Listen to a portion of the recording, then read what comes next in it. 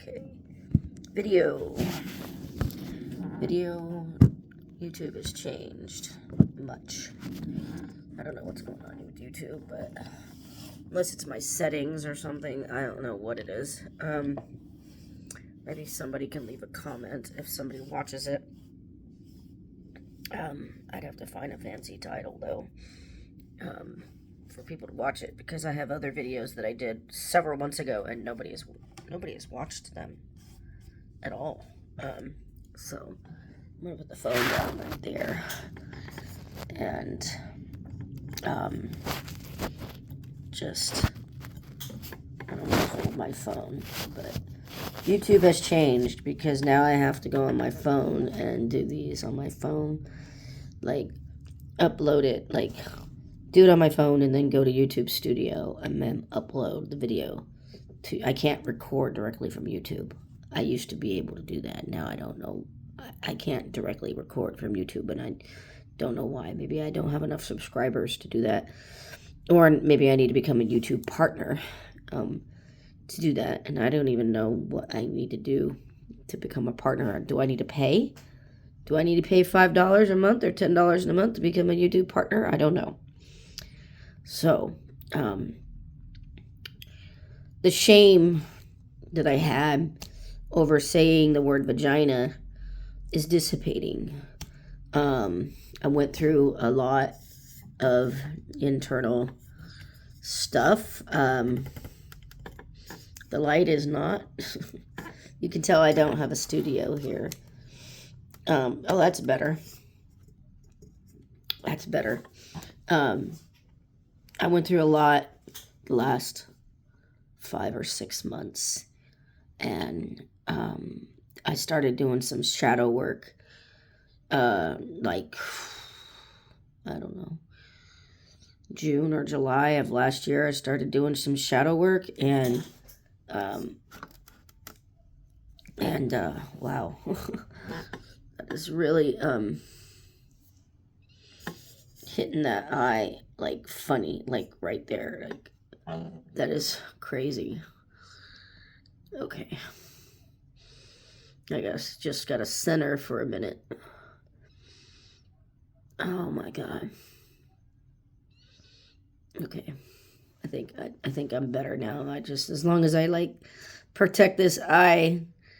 So this shadow work I started, like, I don't know, June or July last year, or maybe August, and I was working at Verizon last year, and it was around October.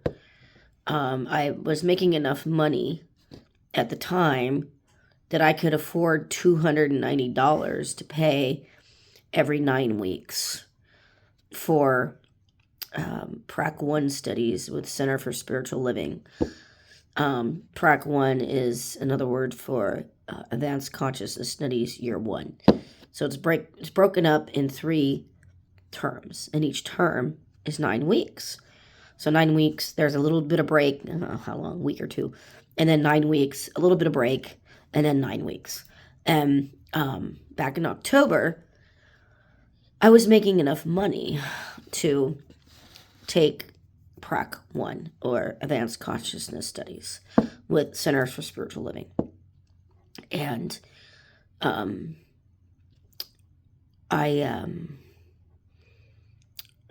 1 was great. Term 2, the waters began to change.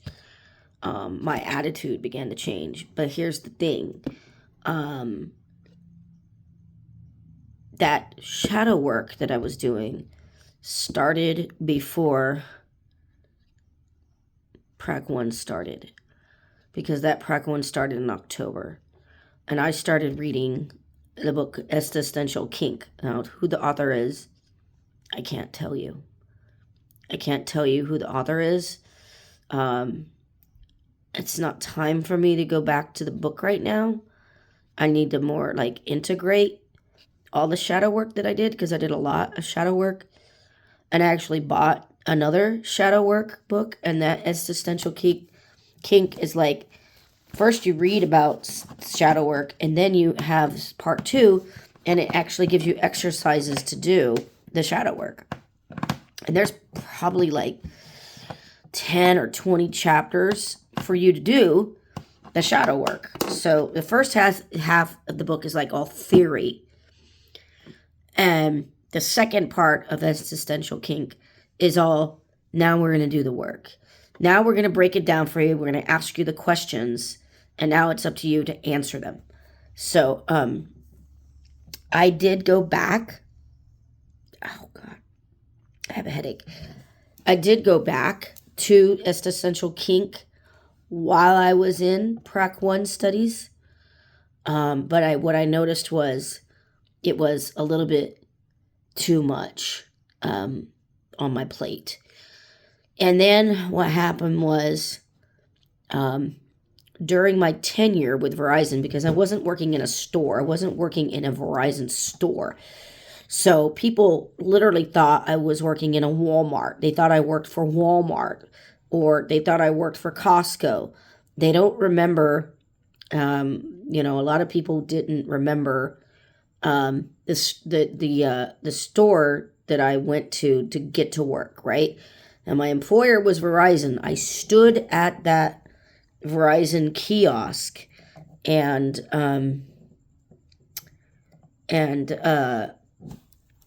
I had to go inside a Costco to get to that Verizon kiosk.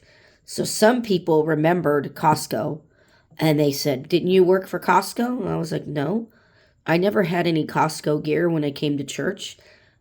People saw my vest. I wore a Verizon vest not a vest, a shirt. I had a Verizon shirt and it had a V, it had a V, like a black shirt and just a red V, and that red V is not for Costco. So, and I had multiple shirts. I had multiple shirts that had the V on it, and then I was given a vest. I don't think I ever wore the vest to church. But people remembered like the retail stores, and somebody once asked me, "Didn't you used to work at Walmart?" And I said, "No, I never worked for Walmart." And they said, "Oh, I thought you sold phones at Walmart." And I'm like, "No." I said, "I worked for Verizon." And they go, "Oh, you worked for Verizon." I go, "But the Verizon was a kiosk, and the kiosk was inside of Costco.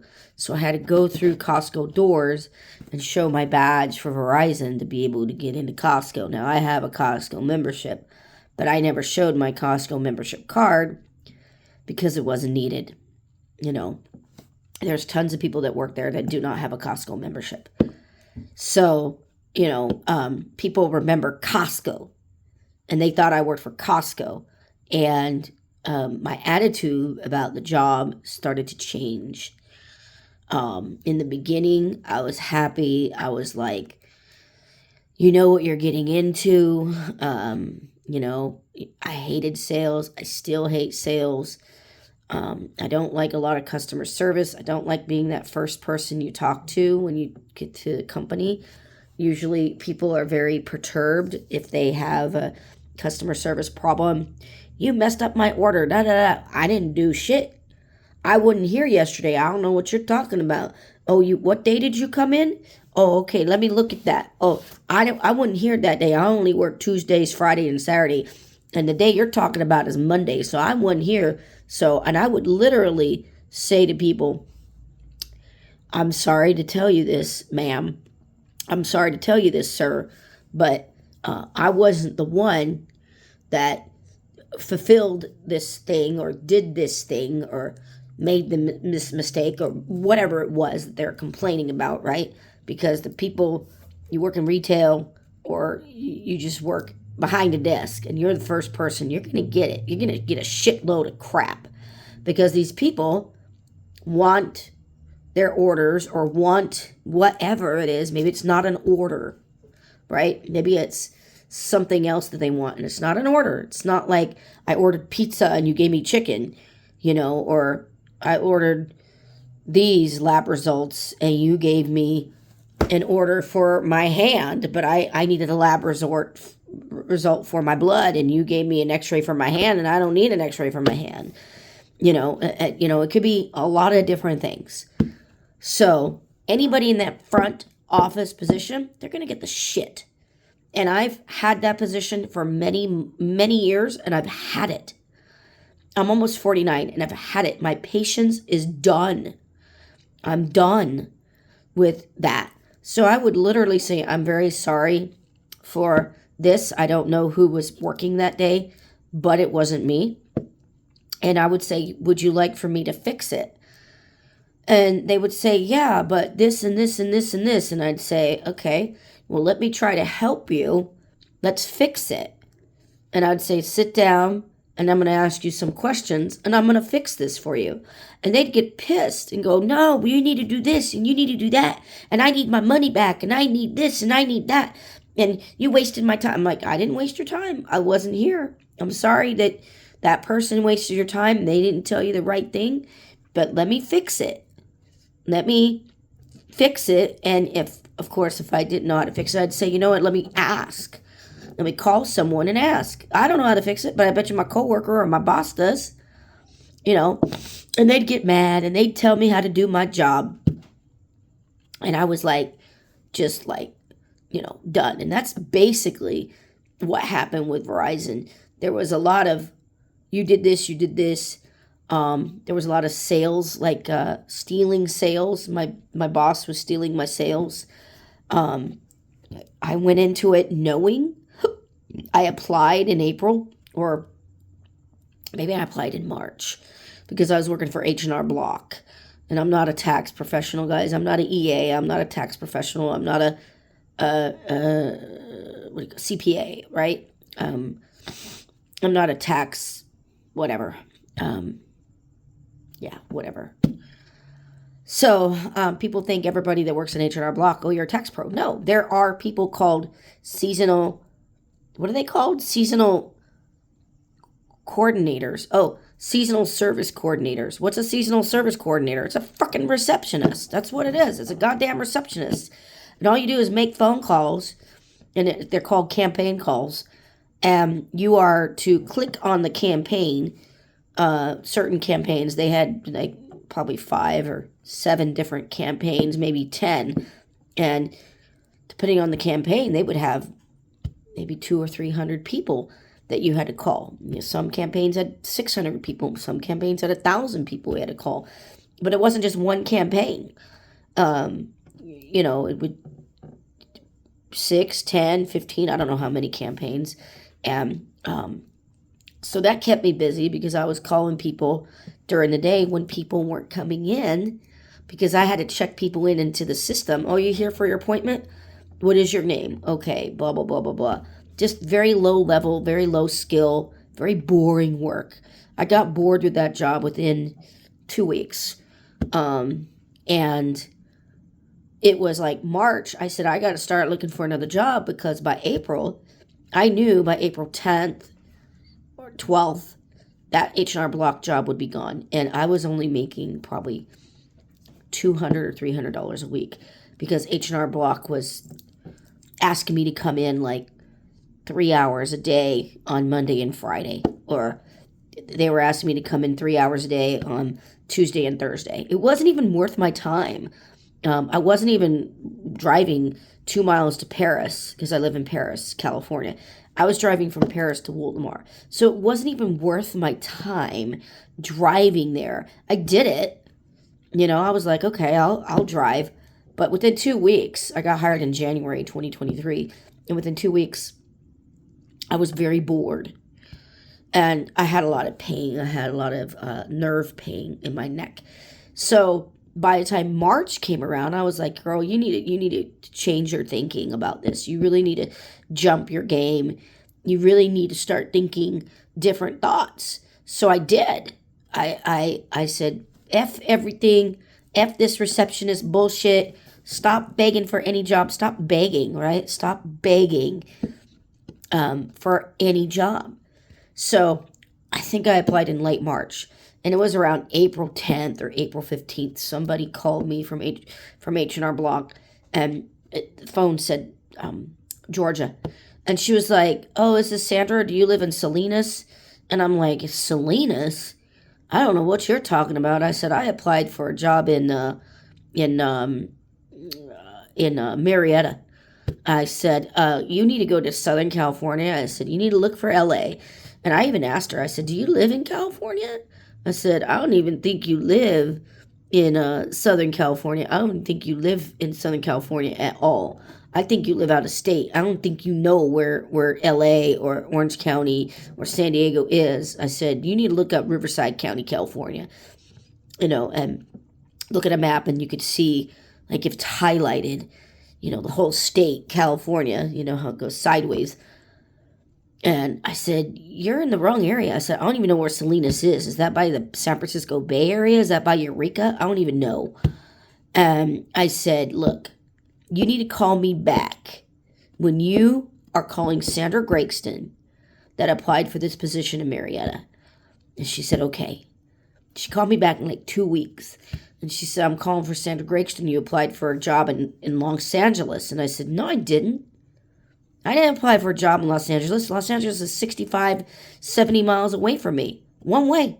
I said, you got another thing coming if you think I'm going to drive all the way 65 miles for $20 or $25 an hour.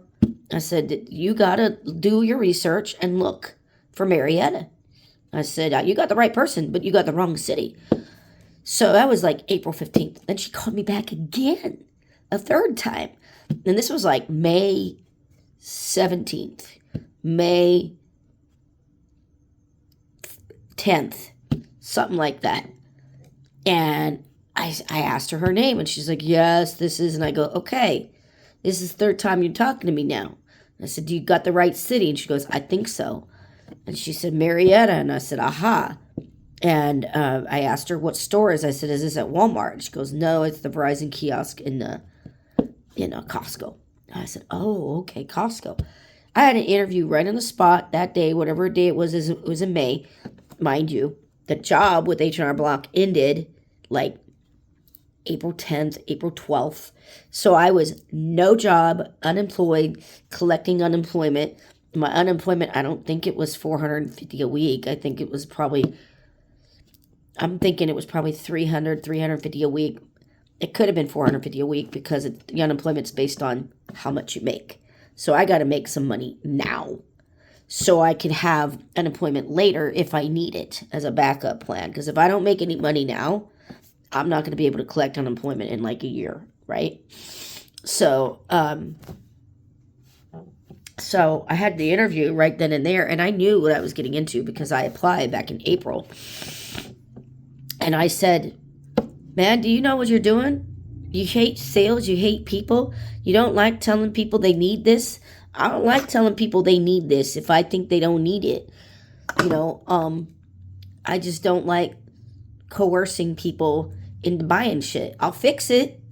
I'll fucking make that shit. I'll make a tube. I'll manufacture this shit. And I'll make sure it works.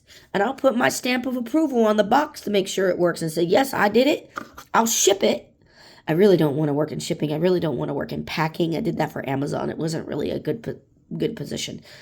But manufacturing, I really liked manufacturing. That was a fun job back in the 1990s before I got my associate's degree in business, before I got my bachelor's in business, before I got my MBA. Sheet manufacturing, that was fun. Whoa, I think that's a fly. Fly came in earlier. That's a big, huge fly. I don't know where it went. But I don't think I want to do packing anymore. It's too boring. I'm just looking for the fly. It must have landed somewhere. But I knew what I was getting into. I said, do you really want to do this? It says $25 an hour. It says no one is eligible for commission over the first, I don't know what it was, 60 days. And that was like $25 an hour, man. That sounds really good. Now, guys, I have an MBA. I was just told from somebody on Facebook today that she was like, she texted me. She goes, I saw your comment on blah, blah, blah, blah, blah, and you have an MBA. And she said, you want to get into the corporate world? Why? There are so many people that want to get out because they're working 60, 70, 80 hours a week, and they're tired of being treated like crap. And they're tired of not being respected. And and she's like, you say you hate sales, you hate people. And she goes, well, then I would suggest you getting a job if you don't like people, because you need to like people. If you're going to be an entrepreneur, you got to like people. You just got to like them, and I guess it's all the customer service jobs and being treated like crap and, getting the brunt of people. And you can't take that shit personally when you're a customer service person, the first person there. And I had a really bad experience in RI International. I did. It was a really bad experience with the management. It was really poor. But I'm old enough to know there's a lot of people out there that work for companies and they're treated like crap from the management, and they keep their jobs and they take it, and they're nice to customers. They're considerate to customers. They don't quit their job. They just keep plugging away because, if they're single, if they don't have a mommy to live with, they don't have a daddy to live with or anything like that. Oh, I'm going to live with my mommy. I'm 45 years old. I'm going to live with my mommy. I'm 47 years old. I'm going to live with my daddy. There's a lot of people out there that don't have that. I will tell you, I lived with my mom all throughout my 30s. There it is. All throughout my 30s, like 28 to 42 or 28 to 43. I think my mom died when I was 42. And I didn't really pay rent the whole time. I paid rent like, please go away and land. I'll get you later. I think I paid rent for like 4 to 6 months. That was it. Please go away. I really don't want to get up and get the freaking fly swatter right now. I really don't want to do that. Thank you very much. So, okay, it must have landed because I don't hear buzzing. So, I knew what I was getting into when I saw this ad on Indeed. I was like, well, take a risk. You've been doing the work. You've been doing shadow work. I was just doing a lot of internal work and everything like that, and I didn't want to go back into customer service, and I didn't want to. H&R Block was $16 an hour. It was minimum wage. I couldn't believe it. I was begging for any job in January of 2023, and that's exactly what I got. I got any job. I was so desperate for anything that's exactly what I got. I got the bottom $16 an hour in Southern California. And maybe minimum wage back then was $15 an hour. I couldn't believe it. I was like, well, this is your fault because you begged the universe. You begged for any job. And when you say, I'll take any job, the universe says, okay, here, you want a crouton? Here you go. You want crumbs? Here you go. So, I knew what I was getting into. And, after all those weird phone calls, that's when it started to happen. After all that stuff in May, I finally got the phone call, and I was like, yeah. And she asked me 3 questions. Sales experience. I told her telemarketing, this bullshit stuff. I didn't tell her it was bullshit. I said telemarketing, door to door. I used to do door to door as a teenager. And, what else? I can't remember all the other, what else was there? Telemarketing, door to door. That solar was telemarketing, Horizon Solar Power. See, I was desperate back in 2015. I took my MBA off my resume. I took my bachelor's degree off my resume because I just needed a job quickly. That's all I needed. I needed a job very quickly. And I dumbed down my resume, and they hired me. Horizon Solar Power hired me. And it was not really good there in Hemet. That was like 2015. So I went in with a really good attitude. But slowly, what I noticed was a lot of trauma bonding, a lot of lying, a lot of gaslighting. So what I noticed was a lot of the lead was taking sales away from people. And it wasn't just me. He was taking sales away from a lot of people. If I wasn't there, he wasn't telling me. He was like, okay, I'll take care of you. I would give people my number, and then they wouldn't call me. They would just go, and he would say, oh, yeah, let me take care of you.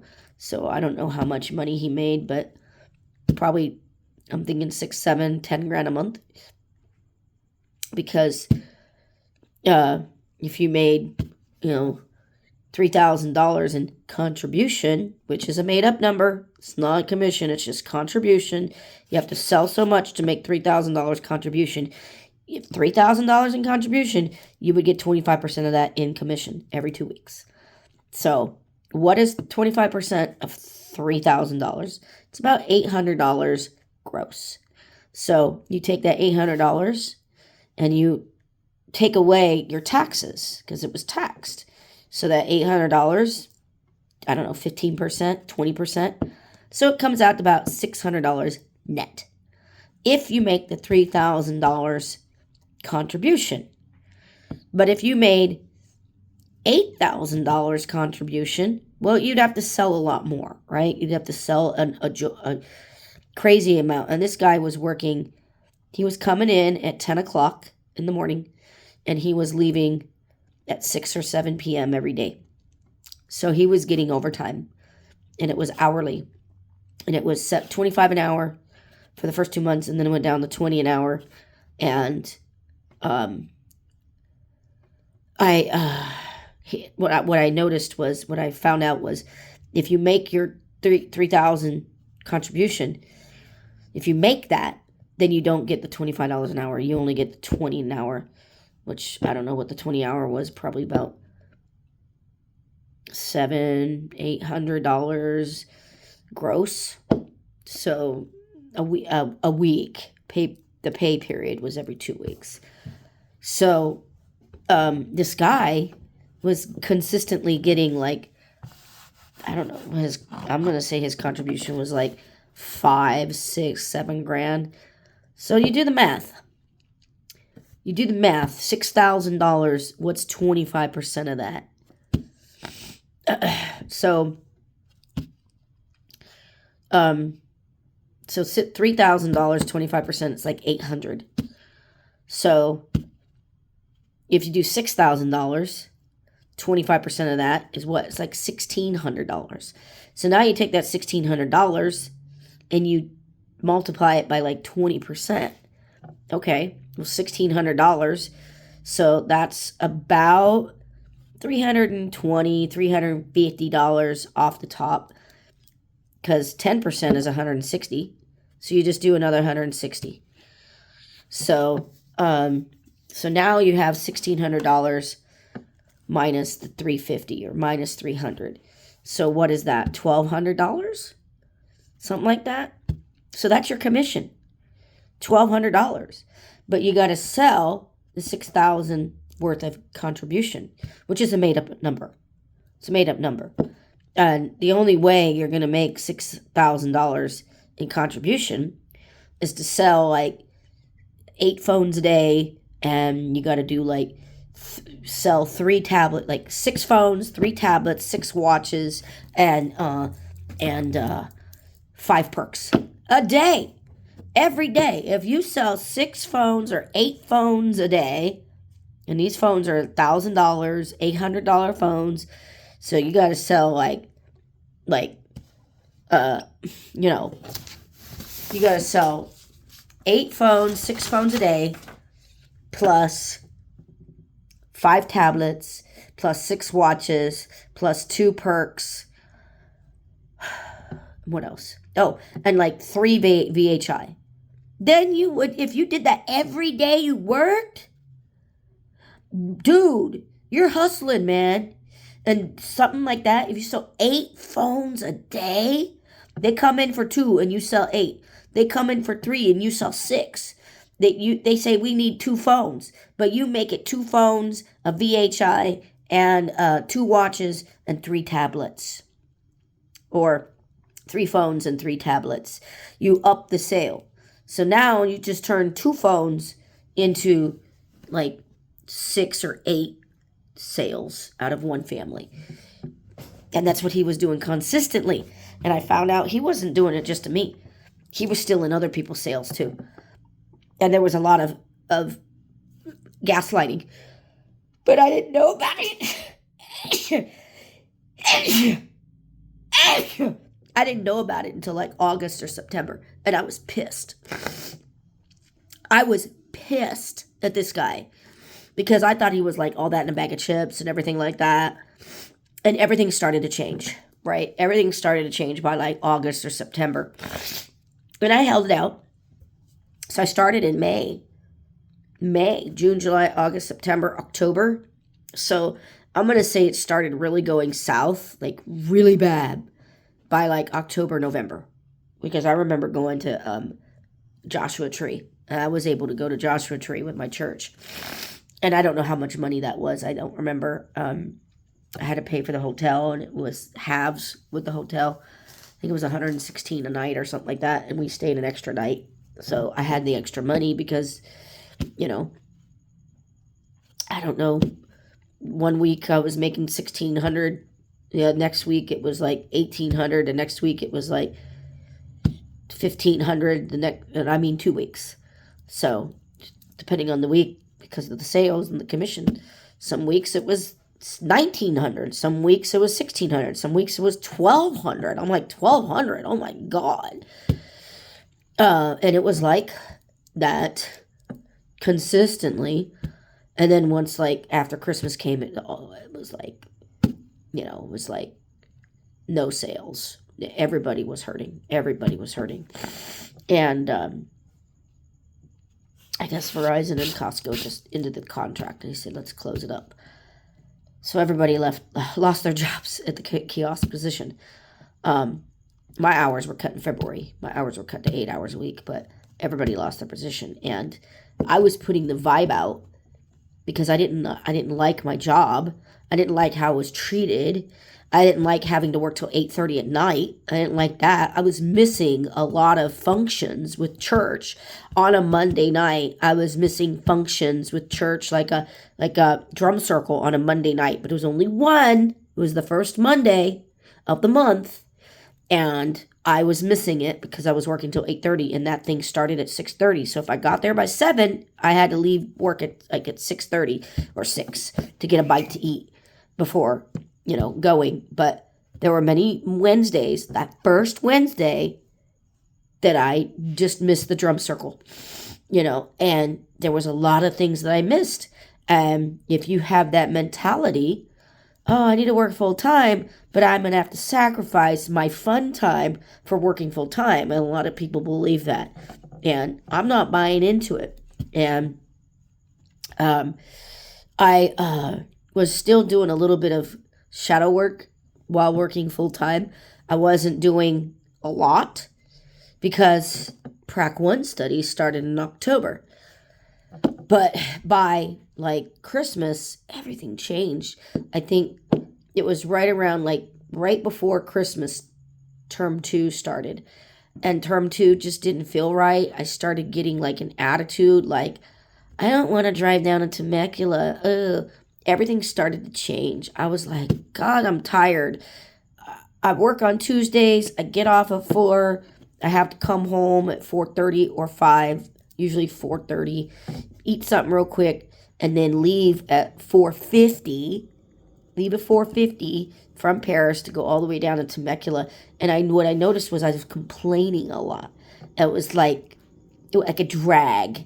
I think term 2 started either right before Christmas or right after Christmas.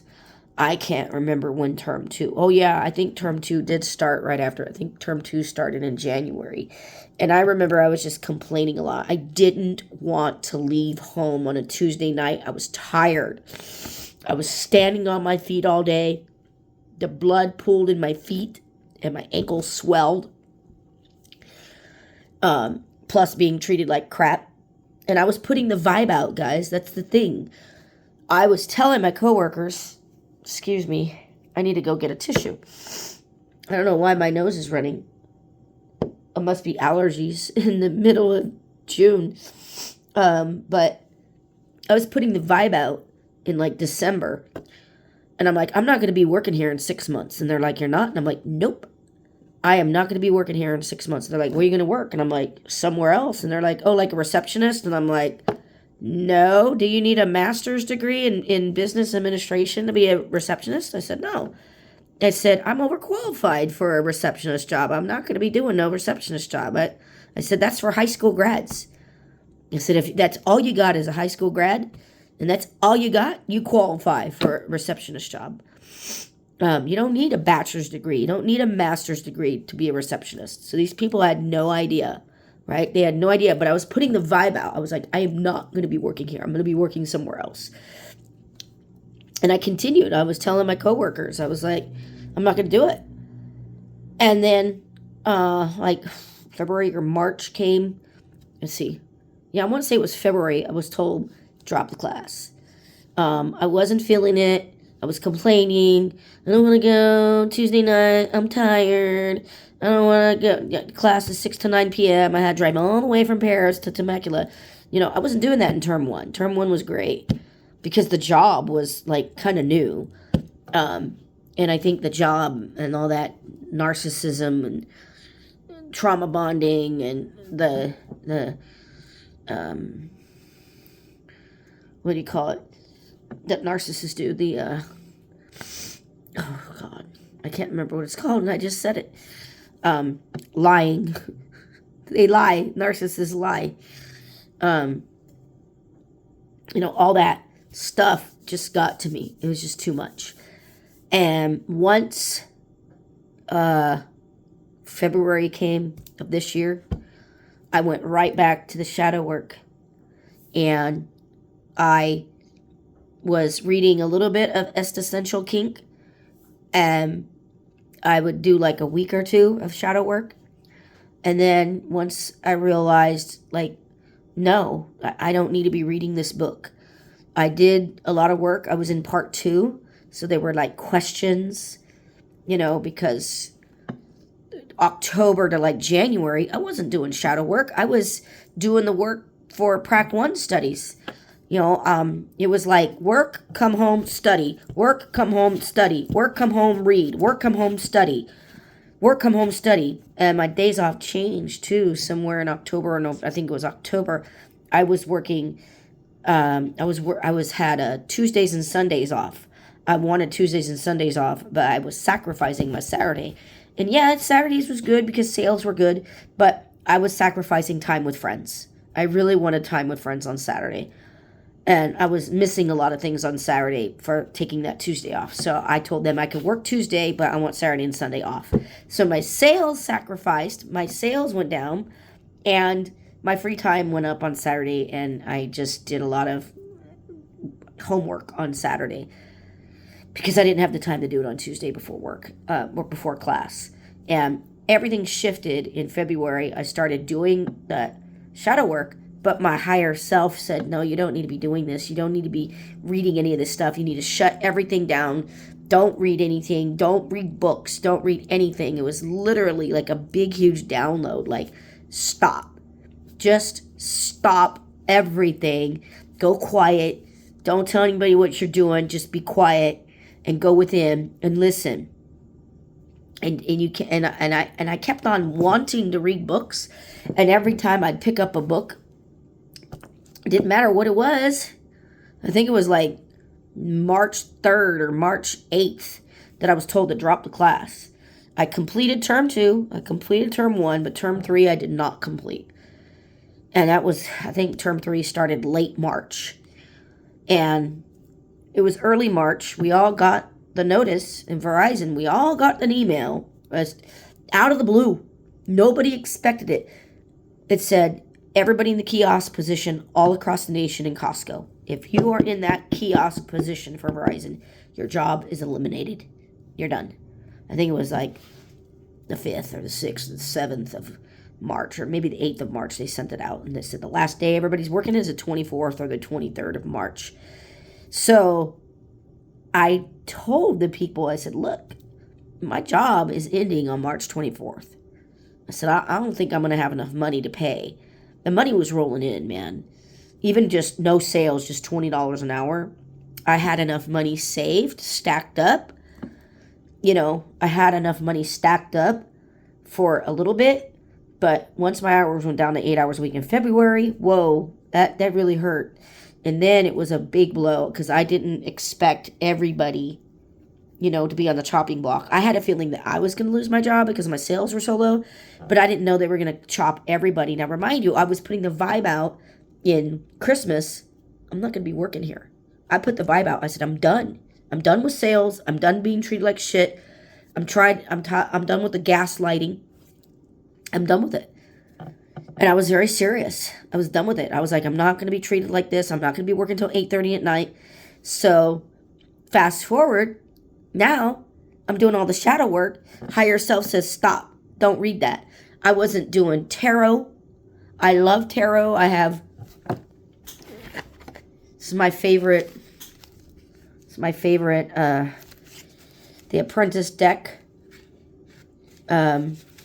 I like tarot, but I have other decks. I wasn't doing any tarot. I wasn't doing anything. I was just being quiet. And every time I picked up a book, it was like, no, don't read it. And I was like, okay, fine. And last year I was watching like 6 YouTube videos a day. I cut down to like maybe 1 or 2 videos a day. 1 or 2 YouTube videos a day. That's it. And it was hard.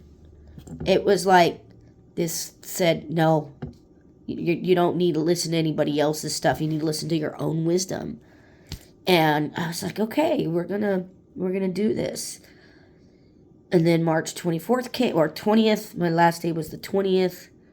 I got a check in the mail, and it was like $600 or $800, and I was like, what the fuck is this? I was like, I didn't earn this, and it was just extra money. I was like, it was a severance package. Didn't say severance package. I think it said 40 hours, and I'm like, I didn't work 40 hours. I didn't do that. What are they talking about? So I was like, well, don't say anything. Just take it and thank God. Thank God, bless me. Bless me. And I was like, yeah, maybe they just did that to everybody. I don't know. But that was like March 20th, or I think the last check came a week or 2 later. Like 2 weeks later. And I didn't know that I would still be unemployed now. Here we are in late June, and I'm still unemployed. And during that time, I had to process a lot of stuff. I had to process a whole lot of different things. It was just a very, I guess you could say, a dark time for me. And I didn't, get out of here. I didn't want to do shadow work, like the workbook. I was doing shadow work inside. I was becoming aware of my false beliefs during this whole time. I have a book somewhere, a journal, of 15 or 20 false beliefs, and I started saying, okay, let's turn these false beliefs around. Let's turn them around. Now that you're aware of these false beliefs, let's turn them around. So I did. Started microdosing shrooms. I want to say that was March. I want to say it's March or April. Started microdosing shrooms, and what I noticed was 150 to 300 milligrams was like, I had a thing, it was like called focus. And what I noticed was a very intense focus to clean. I would always send an intention. My intention was always like, I want to get rid of my false beliefs. I want to know the truth of my being, and I want to get rid of my false beliefs. I don't want the false beliefs anymore. That was my intention. And I only had it like a little pack of like 20 or 25. And you're supposed to take like 3, like consecutive 3 days, and then like 2 days off, and then 3, and then 2 days off. And it said on the pack, you could take 150 milligrams, you could take 300, both were microdoses. So, and I was like, you know what? I don't think I want to. There was another regime or protocol. I don't know what it's called, but one was where you take it like one day and I think 2 days off, and then 1 day and 2 days off, and 1 day and 2 days off. And that's the one I did. I did it 1 day and 2 days off. And what I noticed was there was like a residual effect. I was either taking 150 or 300, and each time I did it, I had an ultra focus of looking at clutter, just clutter.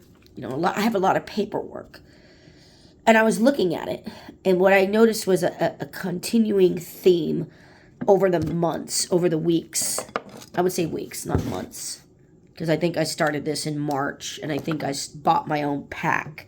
It was just one pack of microdosing, and it was like April. Yeah, and I think I was given one gummy from a friend in March, and I didn't feel it really. But once I bought my own pack, that's when I started to feel it. It was pretty interesting, and it was always the same thing. My intention was I want to get rid of my false beliefs. I don't want them anymore.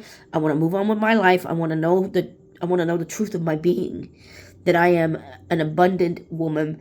There's nothing to be ashamed of. I don't need to be ashamed of my vagina. I don't need to be ashamed of my pussy. I don't need to be ashamed of having a clit. I don't need to be ashamed of having sex. I don't need to be ashamed of being a lesbian. I don't need to be ashamed of needing to work. I don't need to be ashamed of having boobs. I don't need to be ashamed of wanting sex and desiring sex. I'm a sexual being. There was all these false beliefs of my mother, society. Like I said, I had like 15 and 17 or 20 false beliefs, and I think I wrote them down all in like April, maybe May. I'm going to say April. And just did a lot of journaling. And every time I took hello, I don't know where you're at, but I will take care of you when I'm done. Every time I took a microdose, it was the same thing. It was like a laser focus. I was like, within 2 hours, maybe an hour and a half, I was looking at my stuff, and I was usually the kitchen. The kitchen is a very big area for me to clean and organize. And the fridge. The fridge constantly gets cluttered with and it's just a mess in there, right? Now, it's only me, guys. It's no kids or anything like that. There's no teenagers here. It's just me. I don't need teenagers here. I don't need that. I don't need that kind of drama. I have enough drama for me. So every time I was in my kitchen, and I'd be like scanning, and I would just be like, I literally felt like that, whatever it is, that cartoon, I don't know what it is, where they have the eyes and they beam, and it's just like beaming eyes, and it's just, whatever that cartoon is from the 80s. And I was like just scanning, looking, and I was like, okay, what do I not need? And it was immediate. It was like a knowing.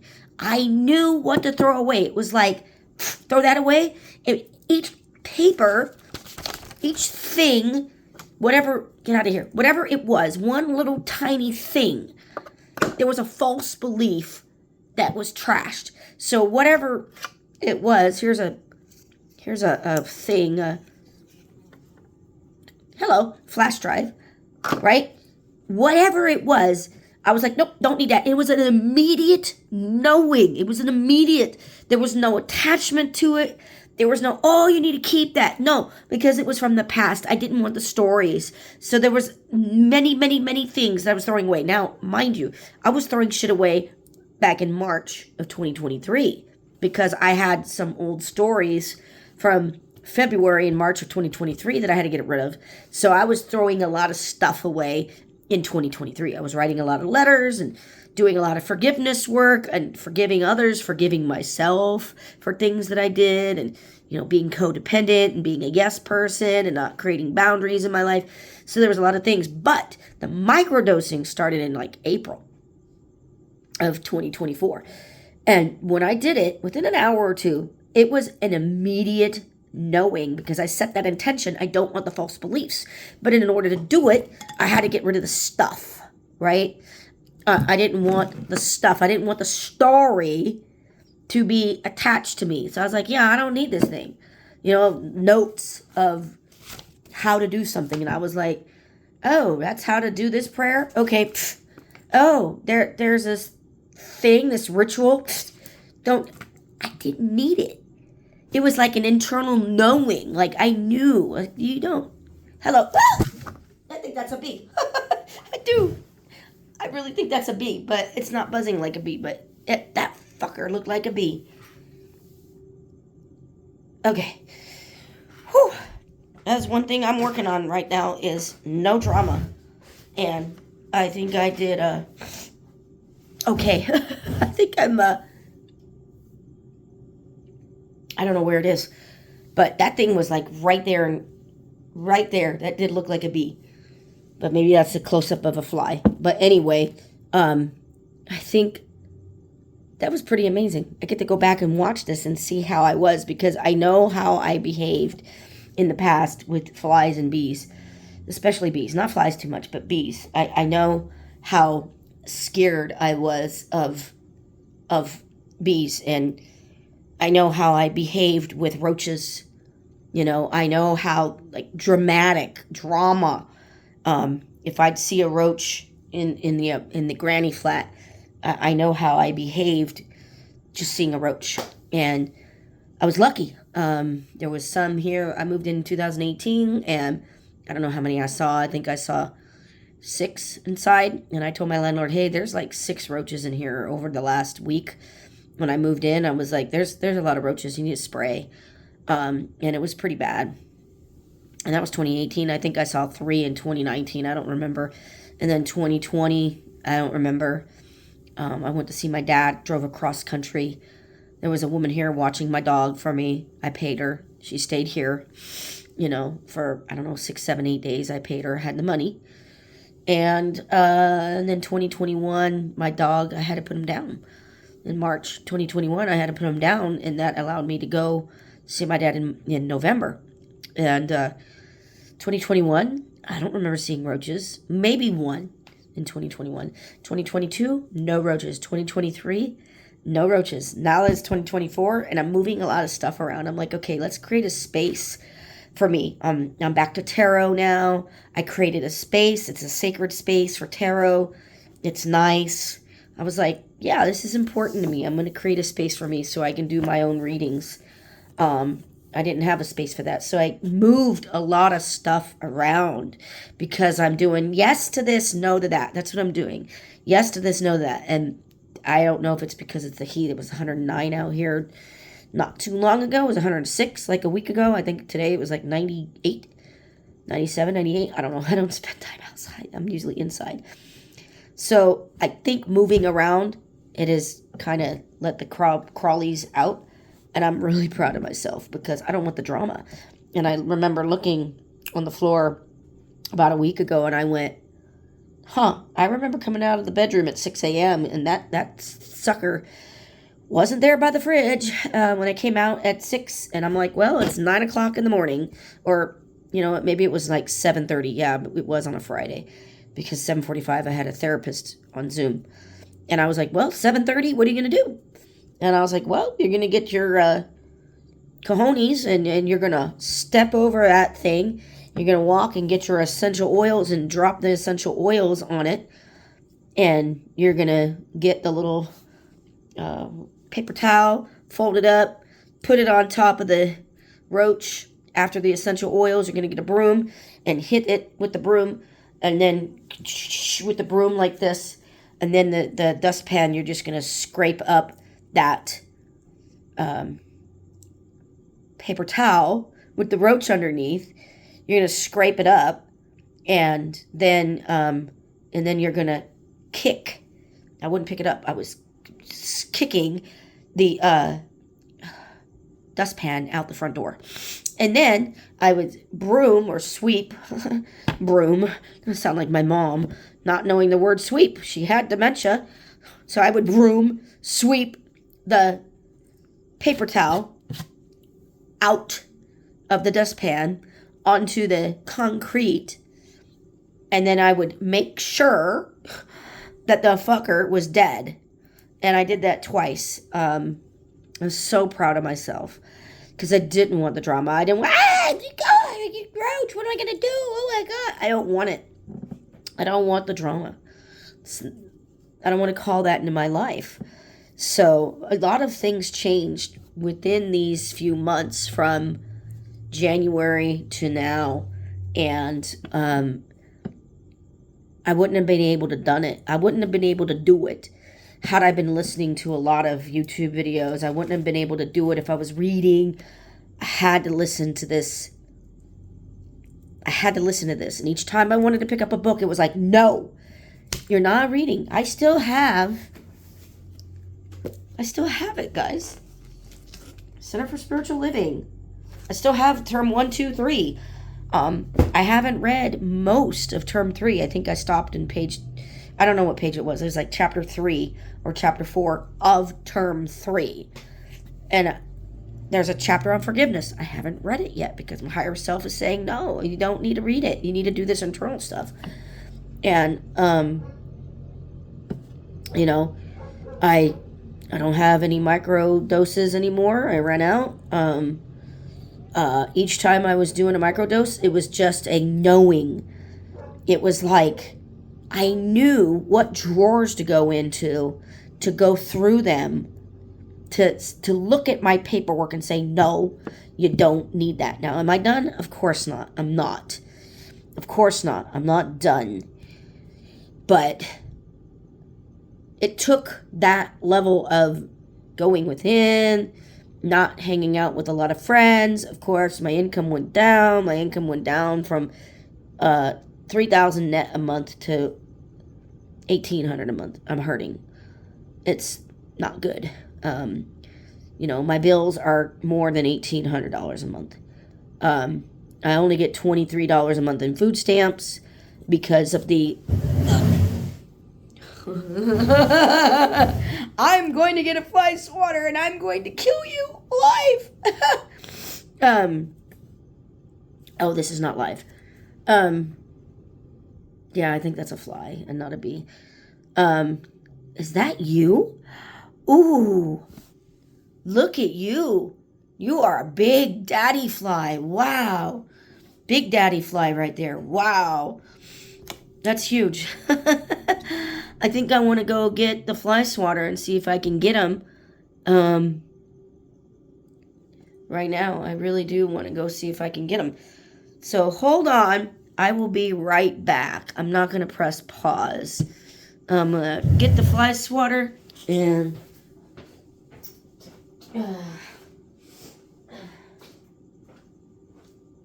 I knew you came in. I thought you left, but you didn't leave. You didn't leave. I thought you did leave. Oh, it flew away. It said, uh-oh, no. It said, oh, there you are. You are a fly. It's in the light fixture. Woo, woo, woo. I just tapped the light fixture and it was like, no, let me out. Okay, there's the fly swatter. So, yeah, I haven't done anything like that, like the microdosing or anything since, like mid-May. I'm going to say mid-May. I ran out in mid-May because remember, I wasn't doing it every day. I didn't want to do it like it said, like take it 1 day, 2 days off. Take it 1 day, 2 days off. It was too much. It was just too intense for me. I was doing it like that in the beginning. I think like twice. I did it like I took 150 and I was like, oh, I'm really focused. And then 2 days off. And then the next day I did 300 milligrams. And then I really felt focused. And then 2 days off. And then I was like, I don't want to do this anymore. It's too much of a focus. It was like ultra beams of light, like so much focus. It was intense, very big, huge downloads of this is what you need to focus on. Forget everything else. Don't do anything. Nothing matters. Just do this. Just do this. And I was like deleting, like organizing, deleting, what's a word called? Decluttering stuff. like 6 hours a day. It was very intense. And there was a residual. So the next day, the fucking shit continued. I didn't need another microdose the next day. It was a residual that happened like, it was like 4 days. And it was like focus and then focus and then focus and then focus. And then, oh, okay, now my brain fog is back. Okay, now I'm back to my baseline. So just a lot of downloads in that amount of time. And I had to go through that. And now, where I'm at now, is like, oh, is the shame of my vagina gone? Is the shame of sex gone? Is the shame of wanting sex and being fucking horny gone? I'll link, when I upload this later, I'll link a video of a woman. I watched it on YouTube. I don't know who produced the video, but it's about, maybe it was Inside Edition, I'm not sure. But I have the link. I have the link saved. I think it's still on my dashboard thing. But it's about a woman that's 69 years old, and she has an OnlyFans account. And I guess OnlyFans is, I don't know. There are certain things you can't post. I don't know a lot about it. I just heard about it last year from a coworker. But I guess it's like porno, and you upload your videos. You could like do videos. You could have sex. You could upload your videos to this site. You could take pictures of your schlong. You could take pictures of your vagina. You know, there's certain things you can't do. But I guess you could have full-blown sex and do the video and put that up. I guess you could have an orgy. I don't know. But what this woman does is she says, come on over and let me show you how much of a good time it is to have sex with an older woman. And she says, literally, I will, if I can, I'll post the link, the video link, in my video when I'm done uploading it and everything. And she says in the video, a lot of people think that once you hit 60, you shouldn't have sex. You should just die and forget about it. And she was like, that's a bunch of hooey. She's like, why in the world would I not live my life? And she was talking about like having these jobs that were paid like $10 an hour. I don't know where she lives. I don't know what state she lives in, but doesn't matter what, if you're in Alabama, New York, California, Texas, $10 an hour is ridiculous. That's like for children, you know. I would, if I had a 10-year-old, I would give him $10 an hour. You know, an adult, that's just a slap in the face. $10 an hour is a slap in the face, even if you live in Alabama. So the guy asked her, you know, or the interviewer asked her, is this the how I don't know how much money she made, 40,000, 50,000, 100,000 a year. I don't know, because the video was from 2021, so it's a little old video. You know, it's like 3 years old. But she was like, oh, this is more money than I've ever made in my lifetime. And she was like, I gotta live. And she was like, I'm not gonna not live just because society says that women or men over 60 shouldn't have sex. And when I saw that video, I was like, it was like an internal knowing, like, watch this video. Maybe this woman can help you with the shame that you have over your vagina and over this wanting sex, right? You know, I didn't want sex. I didn't want like friends with benefits. I didn't want that. I had that with a guy in 2005 all the way to like 2011, and I was treated like crap. I was just treated like crap, and I said, done. I said, done, no more, we're done. I said, you're not going to treat me like crap. We're not going to have sex, we're done. And that all ended in 2011. You know, and I was like, you know what? I'm not going to have sex. If these people are going to treat me like crap, I'm not going to do it. I got to be loved first, and then you could have sex with me. You got to prove to me that you love me. I'm a Cancer. Cancers are very loving. We like to give a lot of, but it's not reciprocated a lot of times. And it's just overgiving. And then we're like, well, where's the love? And I'm done.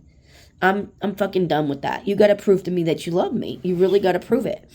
So, you know, I listened and I was like, okay, I'll watch this video about this woman doing OnlyFans and see what I can learn. And I couldn't believe it. It was like a 45-minute hour documentary about this woman. And they showed pictures of her spreading her legs, and they faded out the, and she was like making a video, and she was like getting dressed, putting her lingerie on. She was like, "Come on over here, baby. I'll show you a good time, blah, blah, blah, blah, blah." And she's on the OnlyFans site, and she was doing it from her phone and everything. And I'm like, oh my God, she's having strangers coming over her house to have sex with her. And I'm like, oh, okay. I don't know if everybody on OnlyFans does that.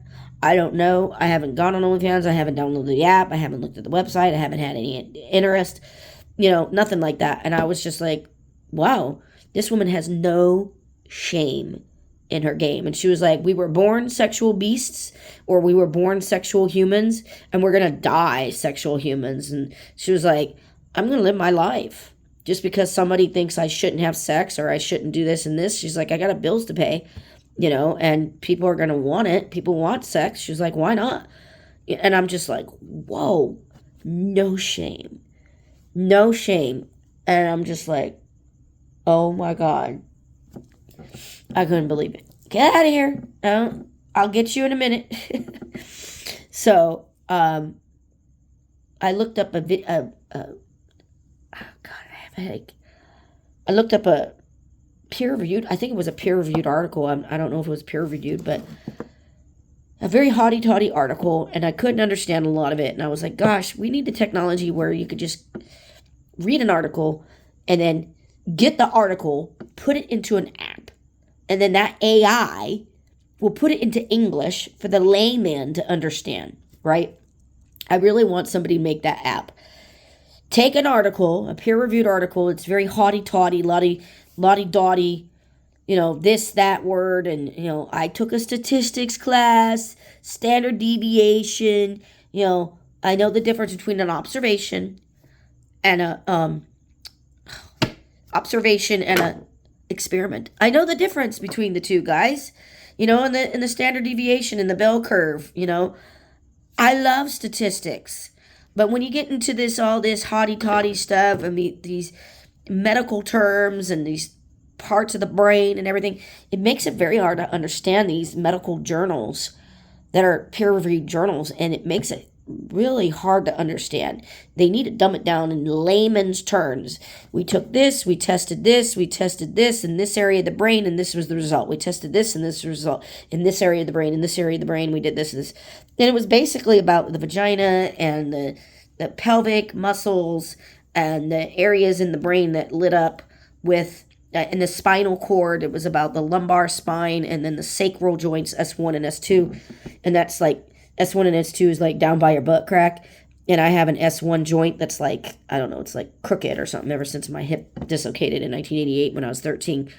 I wonder how that affects my hips. And, well, I know because, there's hip rotations that I can do one way, but they're kind of hard the other way. So, yeah, I probably need to go to the chiropractor to fix that little S1 thing. But the lumbar spine is way low. And it talks about the lumbar spine and how it's impacted, and these brain areas light up with the vaginal stimulation and clitoral and everything like that. And I was reading this and I was like, man, we need an app. Just take that article, drop it in the app. The AI can just read it in 10 minutes or 5 minutes, and then it could spit out a 1 or 2 page article in English for people to understand. Wouldn't that be nice? That would be great. I think that would be fucking great. If people can just say, yeah, I like this article, but I don't know what it says. I really need it dumbed down in English. I really need to understand it. And I think I read maybe 1/6 or 1/8 of the article. And I don't know, maybe 3 or 4 paragraphs. It took me like 30 minutes to read it. I read it out loud. And I was like, that's great. I don't really know everything it said. I knew a couple things that it said, but not everything. And I was like, well, that's nice. Bye. I was like, bye. I'm just going to close that out. And what I noticed was I was like, where's the shame? And I was like, okay. Maybe it took like 4 to 6 months, I just did a video, guys, is like worshiping the vajayjay. I couldn't even say the word vagina. Go back in my other video. I don't know how long it was. It's January, February, March. I don't know. It was like worshiping the vajayjay. I couldn't even say the word vagina. And there's this thing out there that people say, oh, we can't talk about the clitoris. Are you kidding me? There is a lot more talk about the clitoris. There's a lot more talk about the clitoris than the vagina. Even Eminem talks about the clitoris in one of his songs. He's like, of course they're going to know about it. They have the Discovery Channel, don't they? You know, Eminem talks about the clitoris in his video or in his song. You know, but vagina, what do? We call it pussy. We can't say the word vagina. Oh no, we have to say vajayjay. Call it what it is. It's a freaking vagina. And why is there so much shame around that vagina? I don't know. Is it because it's the pathway to the holy grail, the uterus, where we grow babies? We grow humans in that. I don't have any children. You know, I have no idea if I'm going to have children. I'm not putting it out in the universe. I really don't want a child with Down syndrome, but I also don't want to experience any hip pain or anything because I have this hip replacement, and I kind of don't really want to feel that hip expansion or anything with the hip replacement. I really don't want to feel it. People's like, oh, I get a C-section.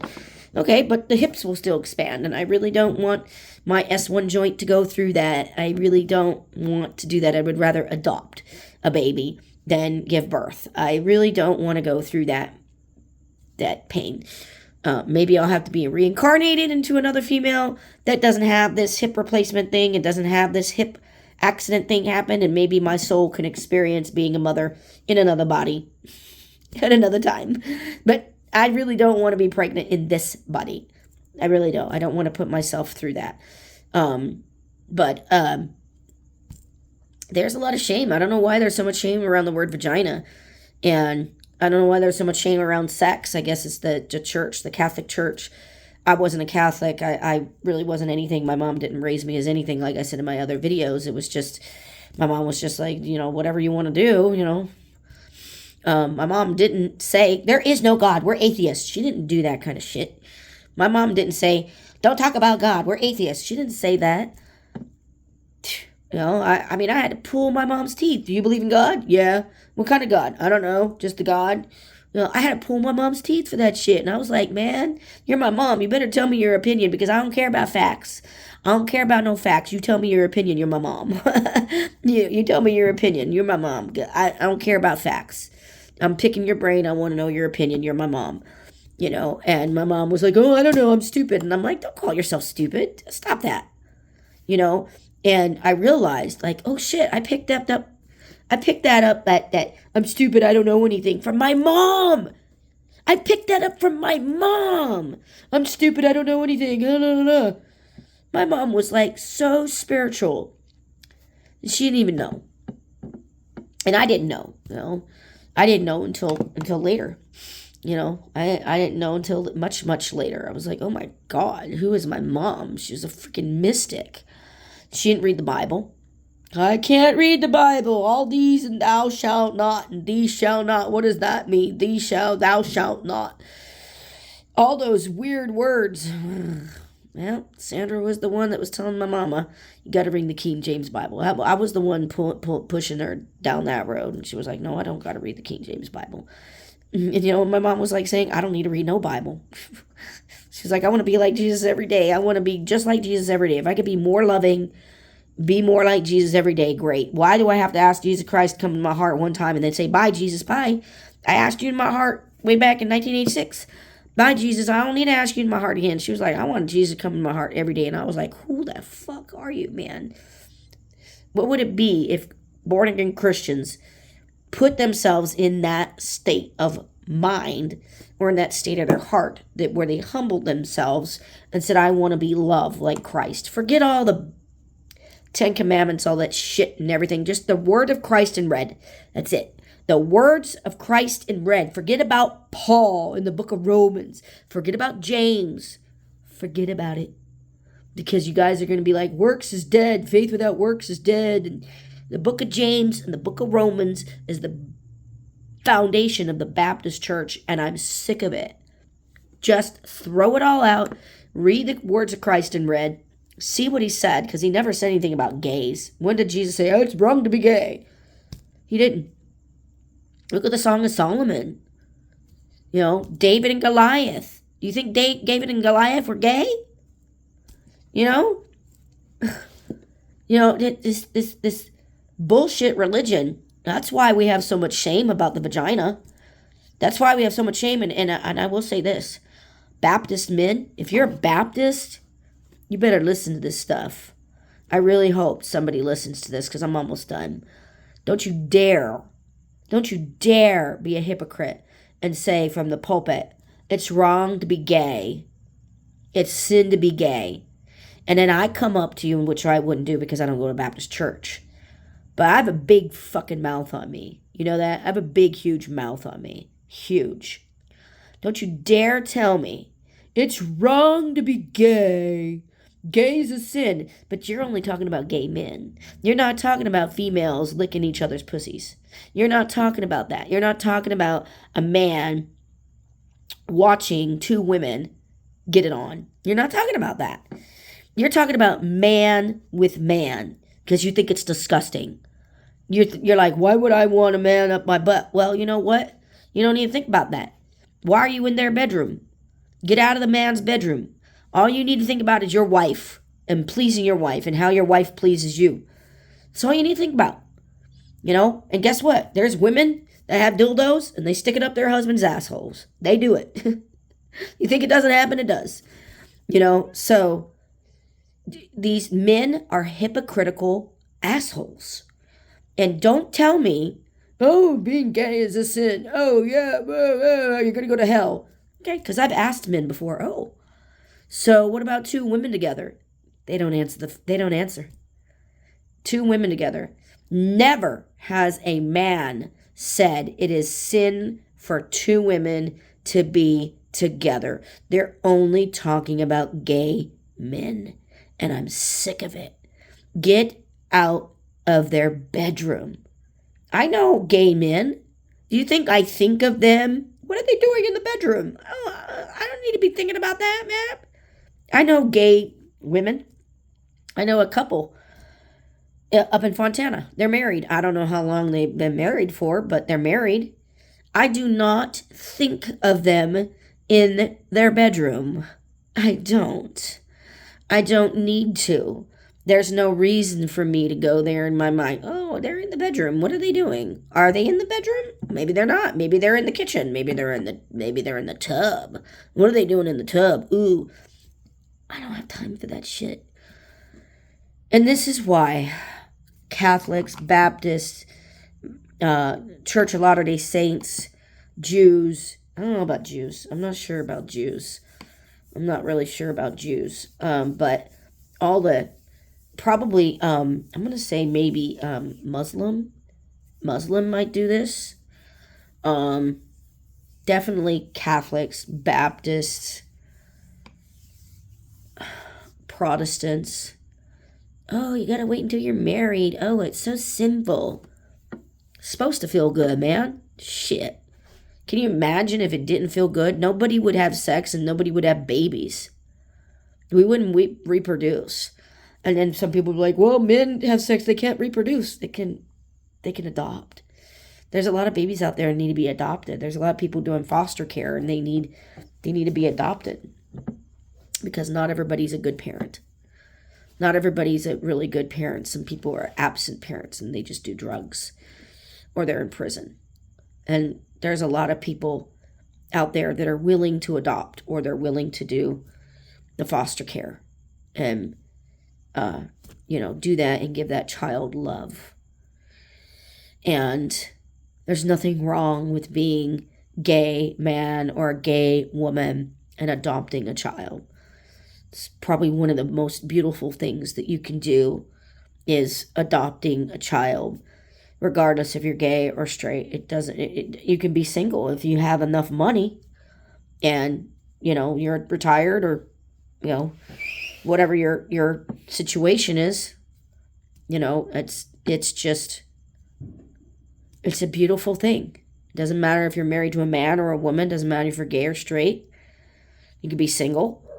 It's a beautiful thing to adopt a child, and everybody has a right to say, no, I don't want a child. I don't want to give birth. I don't want to experience the pain of my hip and the S1 joint.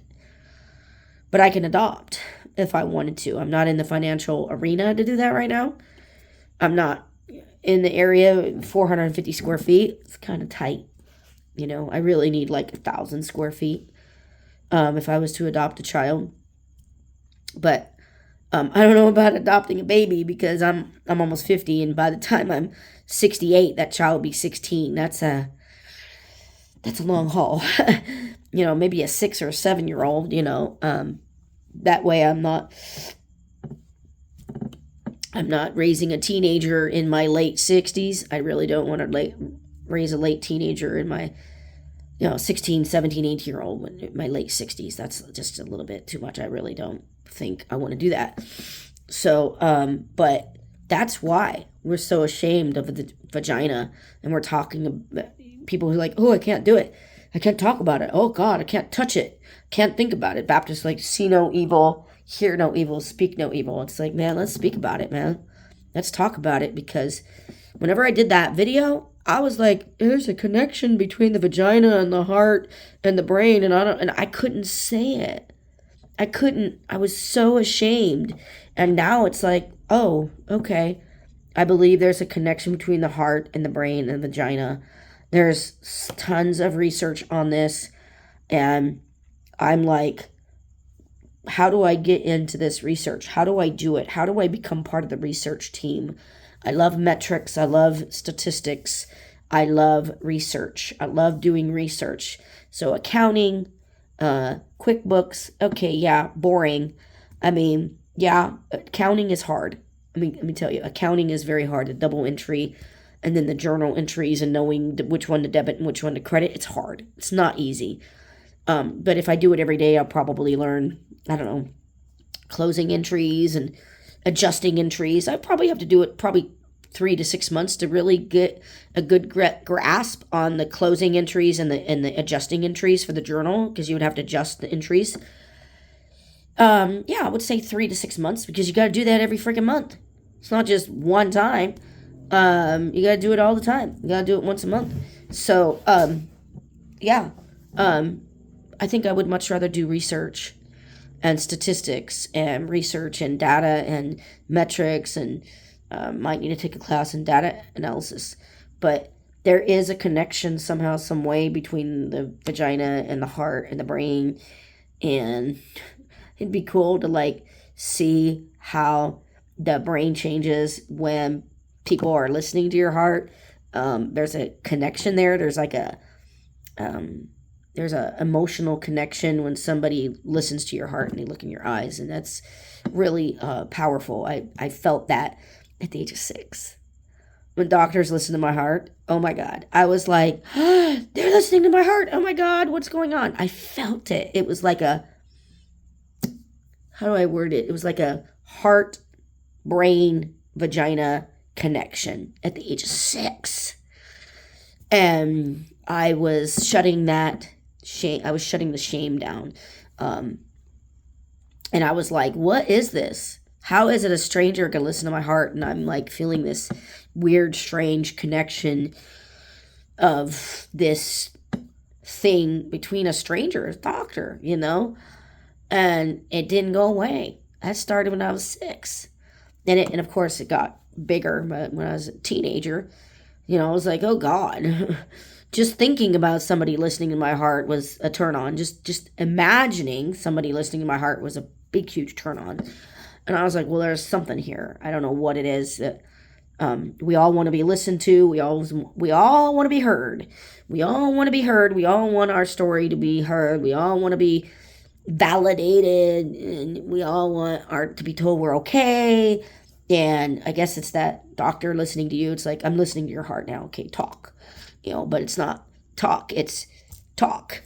And with AI, are we going to be going down the road of something being able to, I don't know, take an emotion, Or is there a way to measure the heartbeats and maybe the heart rate variability with AI? I have no idea, but I'm just thinking forward. Is there a way, because we could do brain scans and all that and everything like that, right? Is there a way AI will be able to put words to a heart beating and put words to emotion? Because there's people that they don't talk after trauma. They watch somebody die. Somebody is shot. Children, they watch their parents get shot. Or car accidents. People are in car accidents and then they don't speak for a period of time. They just don't speak. They're scared or they're traumatized and they're just scared. People that are raped, people that are kidnapped. I was kidnapped. I don't remember what I was acting like, but my mom said I was acting kind of strange after I was kidnapped on a 6. So is there a way AI can do something after a traumatic event where the AI is reading the emotions and reading the waves of the heart and can actually put words to that heart and to the emotions without the person saying anything? It's almost like, can the AI read your mind? But I want to go deeper than the mind, because the mind is a story house. The mind is just a house full of stories, right? It's false. It's bullshit. Feelings, yeah, I mean, feelings do kind of, if you have a thought of, I'm not going to be able to pay my car payment and it's going to be repoed, and that's going to probably lead you down depression. If you have that thought and you believe it, if you believe that thought. So, if you're not saying anything, and you're thinking that, well, I don't have enough money for the car payment, I got to pay my rent, and I got to do this, and I got to do that, well, I guess the car payment just have to go, oh well. And you believe that shit, and you're not saying anything, and there's other stuff going on. I'm wondering if AI is going to be able to pick up on that and, speak. The heart's going to speak. There's a lot of mute. People just don't talk after trauma. People, children don't talk after trauma. They're raped. They're kidnapped. They see mom raped. Sometimes they see dad killed. Mom kills dad. Dad kills mom. Their brother kills everybody in the family. And now that kid is left alone. My brother kills everyone and then kills himself. And then that one brother is left and they're like, my whole family's dead. My mom, my brother, my sister. I'm the only one that's alive. And can you imagine? I don't know how invasive that would be. That might be some type of invasive thing to be able to, for AI to be able to read a heart and read the electromagnetic things of the heart and the brain. And what about sex? What about sex? What if you're having sex with someone for the first time and your heart is feeling one thing and then you're thinking other, and then your vagina is saying something else? Would AI be able to say, this is what the heart is saying and speak, this is what the mind is saying and speak, and this is what the vagina is saying? The vagina is saying, yes, fuck me, yes, I need it. The heart is saying, I'm scared, and the mind is saying, oh, I don't know what's going on. Do I trust this guy? Do I trust this woman? Do I trust this? Yes, no, blah, blah, blah, blah, blah. I mean, would that be an invasion of privacy? It could be, but I have a feeling AI is going to really take off in a very interesting way. I don't know how AI is going to put my video up on YouTube because of the algorithm. I don't know. I'm not sure. I know it was a long-winded video about where I was a year ago with the classes that I was taking, but it was a very long process of shadow work, and I just stopped the shadow work. I want to say late May, like May 25th, May 29th, I went into child, like inner child. I was like, okay, you need to stop the shadow work and you need to like kind of come out and say hi and just smile and be thankful and just do this gentle inner child work and gratitude, a lot of gratitude. I wasn't doing a lot of gratitude. I think I started the gratitude June 1st, June 2nd, maybe a week before. So the gratitude thing is almost daily. Almost daily. I can tell a difference the days I don't do the gratitude. I can tell a big difference. So, I don't know where AI is going to go, but I know it's going to take off. And it's going to be interesting to see if AI is going to be able to read our heart and speak for us when we can't speak. Like, can it be used in therapy if a child is raped or a parent watches their child kill everybody in the family except mom? Mom's alive, and mom needs to go to therapy. Mom can't talk. She's just in shock. My mom was in shock when Peter died in 2004. It was her second husband. It was a stroke. He was 58. My mom and I did not see the signs of a stroke. It was clear signs. Like, of course, I could see it now. I was like, oh, yeah, that was a stroke. That's why he couldn't do that. That's why he couldn't do this. It was a stroke. We couldn't see the signs. My mom was just like, for like a week or two, my mom was like, she had to go find work. No, Peter was the breadwinner. So, I don't know. How is therapy going to change if AI can read our heart and tell people what our heart is saying in our mind? And what if it's a sexual thing? What if you were raped? I mean, is there going to be AI that's going to be able to talk and say, hey, I'm hurting over here. Hey, this is it's over here. I got pain in my back somewhere, back there. I don't know where it is. Shoulder blades. How would AI change the medical field if somebody's in pain and they go, oh yeah, it's my leg, my knee. Oh, it's my toe. And it's not really coming from the toe. It's actually coming from another part. Like, it's your ankle. It's referred pain. I had that with my hip. And my knee was hurting really bad. But there was nothing wrong with my knee. It was my hip. My hip was actually coming out of socket, loose, and my knee was in pain. It was affecting my knee. It was called referred pain. Can you imagine how AI might be able to read the body and say, oh, the knee hurts, but I'm letting you know now it's the hip. There's a problem with the hip. Or heartburn. I had heartburn. Just to give you another example. Can you imagine?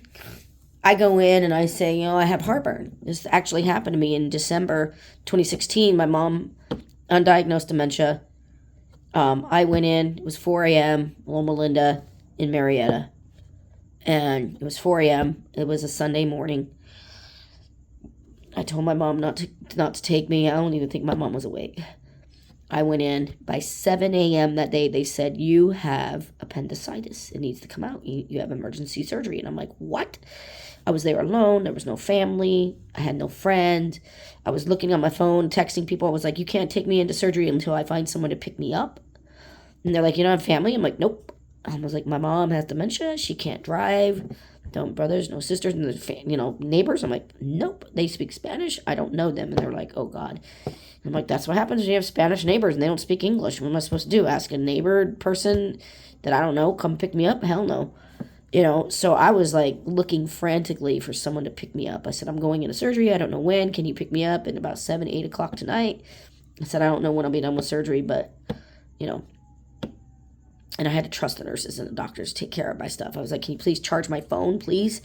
Find a charger. It's a Samsung. Find the charger. Charge it. And I had to call my boss and everything.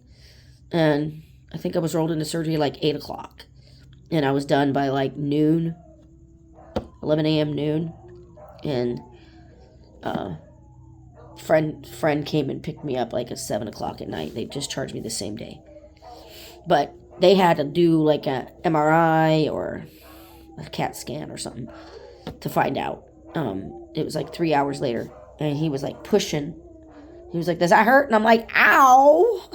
He's like, "Yeah, it's your appendicitis. It needs to come out. It's about to burst." And I'm like, "Oh shit, I had heartburn." Now, can you imagine if there was an AI that was like in me or attached to me or something? I don't know how it would work, but if there was an AI that kind of looked, and within 15 to 10 minutes, she has heartburn, but it's an appendicitis. I mean, whoa!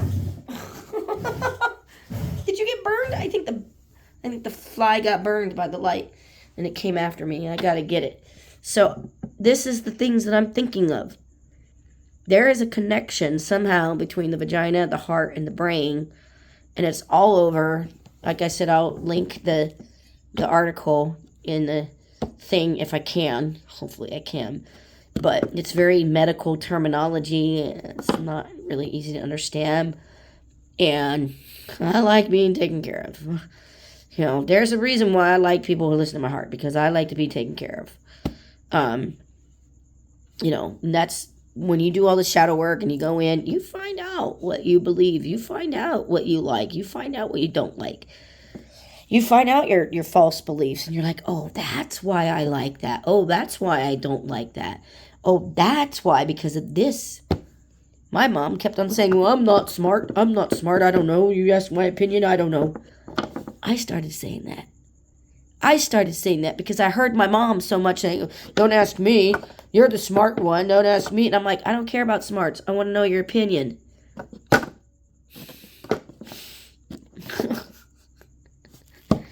Okay. So people's opinions matter. People's opinions matter. It matters. You know, it's really important to know that for me. You know, so no more shame. I'm not going to be like walking in shame like, oh, my vagina. Oh, God, my vagina. Well, oh, gosh, my heart. There's a connection. And, oh, gosh, I can't talk about it every time I think of listening to my heart and people listening to my heart. I get horny. And, no. There are people that have videos of being like bondage. And they do videos and they talk about it. And they love being like shackled behind them, and they have a ball and everything like that, and that shit turns them on. And there's meetups for that kind of shit. You know, there's people that say, oh, you know what, I got a noodle fetish. Can I be in a pool of noodles with butter? I just want to be in the pool of noodles with butter, and I would just love to be naked in a pool of noodles. If that's your thing, okay, it doesn't do anything for me. There's people that do not have shame about this stuff, but it's the church. It's the church that does this stuff. I'm just like, can we just abolish the church? I don't know. Can we just abolish the church and just get rid of it? I really don't know. So, it's time for me to get this fly and get it. And I don't know what time it is, but oh my gosh, it's 10 o'clock at night. Time for me to go to bed. Have a good night, guys. Don't live in shame. Don't live in shame. Don't live in shame. Don't live in shame. Have a good night.